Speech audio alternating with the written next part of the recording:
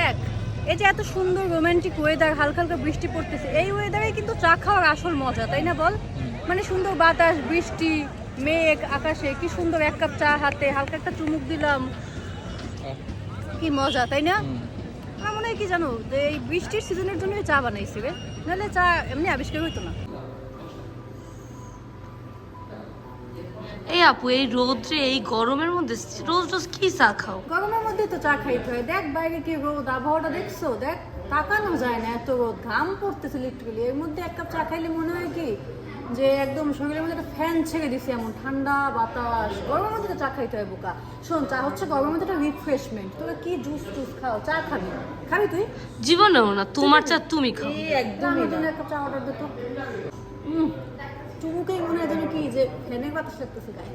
ওর জামাই যে ওকে কিভাবে হ্যান্ডেল করবে চা জানি না। খাওয়াইয়া চা জিনিসটা আবিষ্কার হয়েছে যেন আমরা শীতের মধ্যে একটু বেটার ফিল করতে পারি, তাই নাইলে আমার আম্মু জীবনে এক কাপ চা খায় না, কিন্তু শীতের দিন সকালবেলায় আম্মু সকালে উঠে আগে সবার জন্য চা বানায়।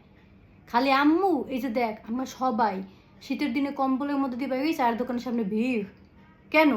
হ্যাঁ শোন, চা না থাকলে কি করতি একটু ভাইব্যা দেখ। আমি ঠান্ডা ভয় পাই না, শীতের দিন ভয় পাই না, কিন্তু শীতের মধ্যে চা না এটা ভাবলে আমার অনেক ভয় লাগে দোস্ত। না না, এমন দিন দেখতেই চাই না আমি দোস্ত। ভাত না খেয়ে থাকতে হয়, কিন্তু চা না খেয়ে থাকা আমার পক্ষে সম্ভব না। হ্যাঁ এই তো চা খাইতে আসি। কই যাবো?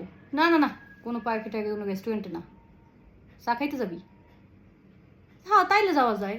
আচ্ছা আচ্ছা, তুই বাইরে বাইরে আমার চার দোকান সামনে ফোন দে, আমি এই চাটা শেষ করে আইতিস। রাখ।